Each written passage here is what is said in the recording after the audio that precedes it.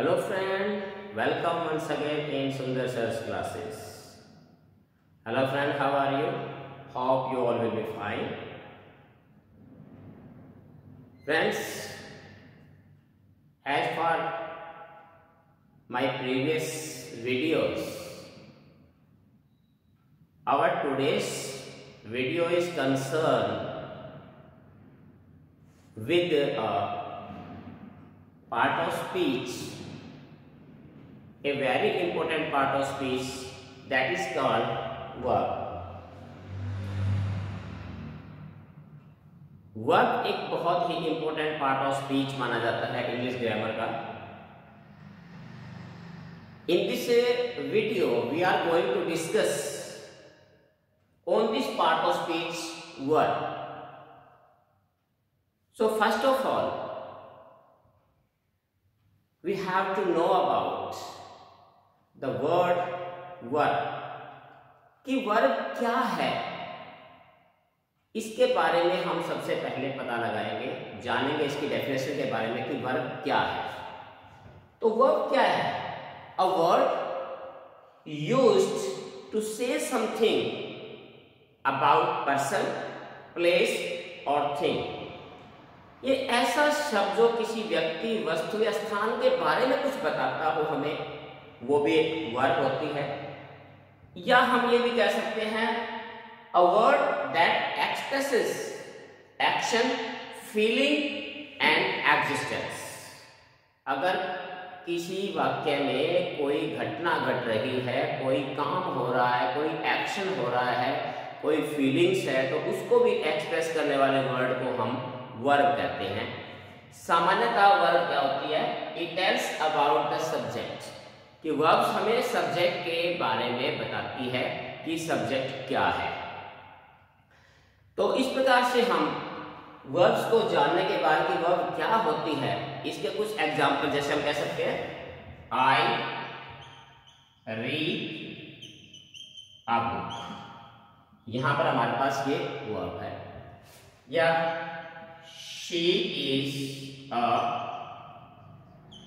Teacher. यहां पर हमारे पास इज जो है वर्ब है. इसी प्रकार से we shall go there. Shall and go, these are also verb. तो हम अभी तक से हमने देखा कि वर्ब जो है वो क्या है. तो अब हम नेक्स्ट हम जो पता लगाएंगे इसके बारे में कि वर्ब जो है वो कितने प्रकार की होती है, how many kinds of a verb है. तो फ्रेंड्स, हम अब देखेंगे कि वर्ब्स जो होती हैं वो कितने प्रकार की होती है, how many kinds are there of a verb. तो जो वर्ब होती है हमारे पास, उसकी जो है basically there are 4 kinds of verb.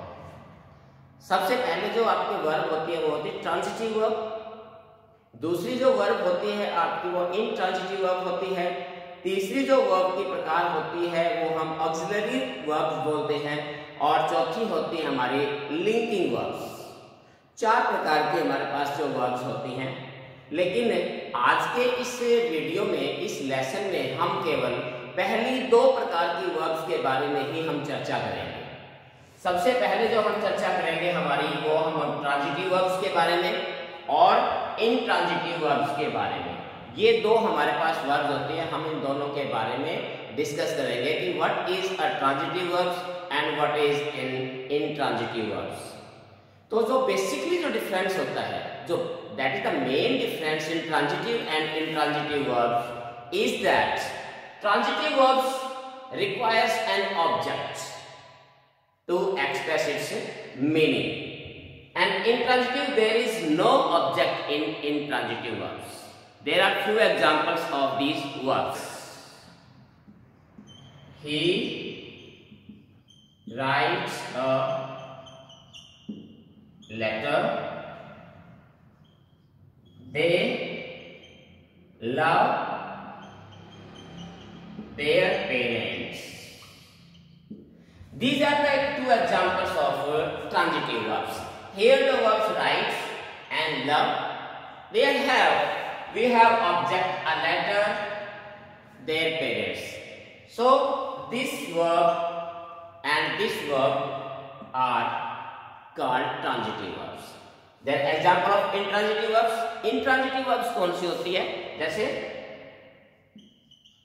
he plays, they run. अब ये देखिए यहां पर verbs है हमारे पास play and verb, but they have no object. तो इस प्रकार से जो बेसिकली जो डिफरेंस है ट्रांजिटिव और इंट्रांजिटिव वर्ब्स का वो यही है कि ट्रांजिटिव वर्ब्स में ऑब्जेक्ट जरूरी होता है, रिक्वायर्ड होता है, और इंट्रांजिटिव वर्ब्स में ऑब्जेक्ट नहीं होता। फ्रेंड्स, अब जो हम ले रहे हैं ट्रांजिटिव वर्ब के बारे में, जो कि बहुत ही इंपॉर्टेंट एक वर्ब होती है ट्रांजिटिव। हमने देख लिया पहले कि ट्रांजिटिव और इंट्रांजिटिव वर्ब्स का डिफरेंस देख लिया कि दोनों में क्या डिफरेंस है। बेसिकली छोटा सा डिफरेंस है कि ट्रांजिटिव वर्ब्स में ऑब्जेक्ट होता है और इंट्रांजिटिव ऑब्जेक्ट में वर्ब में ऑब्जेक्ट नहीं होता। अब हम कुछ एक ऐसी हमारी ट्रांजिटिव वर्ब्स ले रहे हैं जिनमें दो ऑब्जेक्ट होते हैं। Transitive verbs with two objects. बहुत सारी ऐसी ट्रांजिटिव वर्ब्स भी होती हैं जिनके साथ हमारे पास जो सेंटेंस में ऑब्जेक्ट जो है वो दो होते हैं। तो जो दोनों ऑब्जेक्ट होते हैं, दो ऑब्जेक्ट हमारे पास होते हैं, वो दोनों ऑब्जेक्ट, एक को हम डायरेक्ट ऑब्जेक्ट बोलते हैं और दूसरे को इनडायरेक्ट ऑब्जेक्ट बोलते हैं। One is direct object. अब इनकी पहचान क्या है? देखिए स्टूडेंट्स को दिक्कत आती है डायरेक्ट और इनडायरेक्ट ऑब्जेक्ट की पहचान कैसे करें। बिल्कुल आसान तरीका है इनकी पहचान करने का कि जो डायरेक्ट ऑब्जेक्ट होता है, डायरेक्ट ऑब्जेक्ट आपके जो क्वेश्चन होता है व्हाट, उसका आंसर देता है। जैसे उसने क्या किया, उसने क्या किया, ये व्हाट का आंसर आता है। जैसे in answer the question what, he plays cricket, he plays what, what cricket.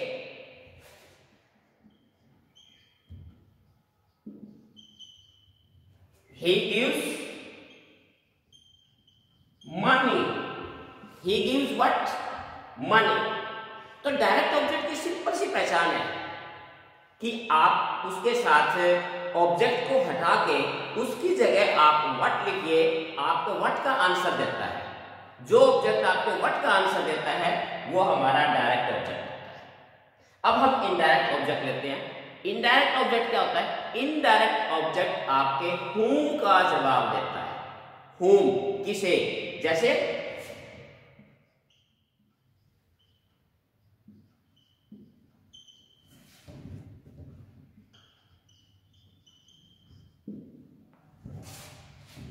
like he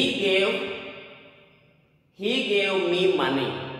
अब इसमें देखिए क्या है, इसमें he gave money, he gave किसको, उसने मनी दी, किसको दिया? whom, किसको दिया? me। यहां आंसर किसको दे रहा है? मुझे। जस्ट लाइक और देख लीजिए, I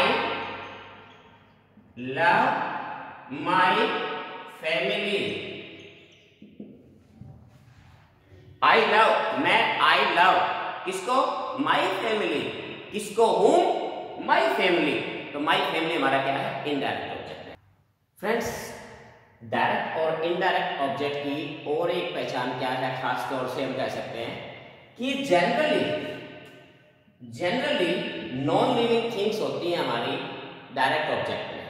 डायरेक्ट ऑब्जेक्ट में जनरली जो है वो नॉन लिविंग थिंग्स होती हैं और इनडायरेक्ट ऑब्जेक्ट हमारे लिविंग थिंग्स होती हैं, वो हमारी इनडायरेक्ट ऑब्जेक्ट के अंतर्गत आती है। और जैसे एग्जांपल भी ले सकते हैं नॉन लिविंग थिंग्स टाइप, अभी मैंने आपको एग्जांपल दिया था, he played cricket, he loved his son. अब यहां पर दोनों बिल्कुल क्लियर है। यहां पर हमारे पास जो है डायरेक्ट ऑब्जेक्ट है क्रिकेट, वो क्या है? नॉन लिविंग है। यहां पर हमारे पास हिज सन क्या है? वो लिविंग है। तो ये भी एक पहचान है आपकी डायरेक्ट और इनडायरेक्ट ऑब्जेक्ट की पहचान करने के लिए, आपको अंतर करने के लिए जो है ये भी पहचान आप कर सकते हैं। और इसके बारे में एक महत्वपूर्ण चीज और है डायरेक्ट और इनडायरेक्ट ऑब्जेक्ट के बारे में, कि आमतौर पर सेंटेंस के अंदर, जनरली कह रहा हूं मैं, जनरली सेंटेंस के अंदर इनडायरेक्ट ऑब्जेक्ट is placed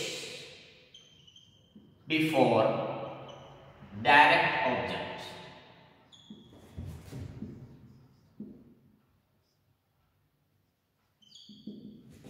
ये ध्यान रखना है कि आमतौर पे इनडायरेक्ट ऑब्जेक्ट जो है वो पहले आता है और डायरेक्ट ऑब्जेक्ट जो है वो बाद में आता है।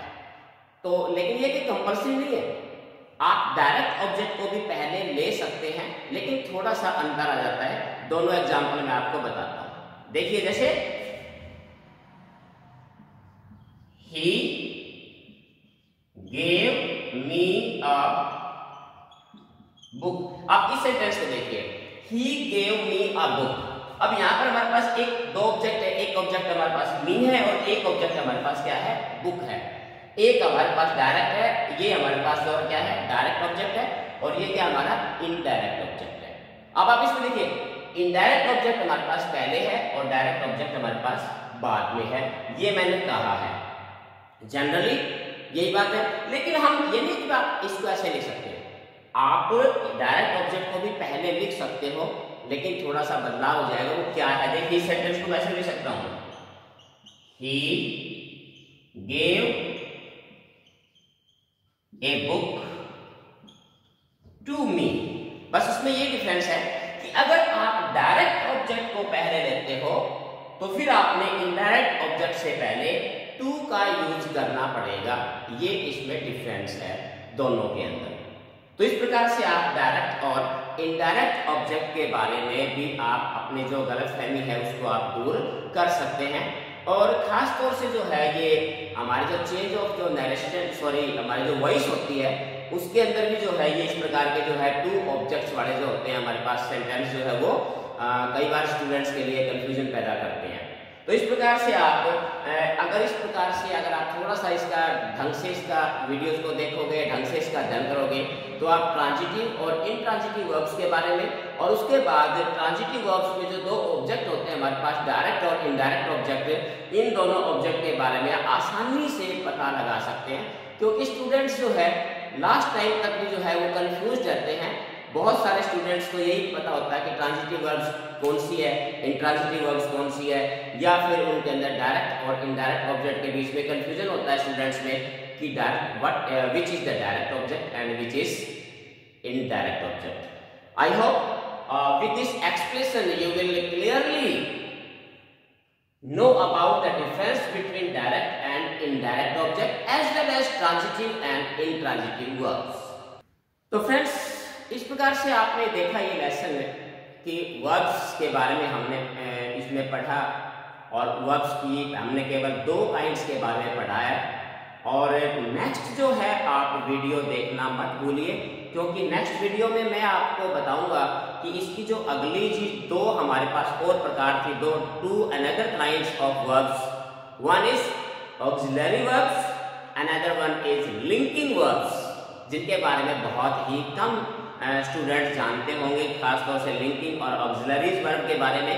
तो नेक्स्ट वीडियो को देखना बिल्कुल मत भूलिए, और आप जानिए वर्ब्स के बारे में, आपके कोई प्रकार का कंफ्यूजन उसको आप आसानी से दूर कर पाएंगे। तो फ्रेंड्स, आज के लिए इतना ही। Have a nice day. Thank you.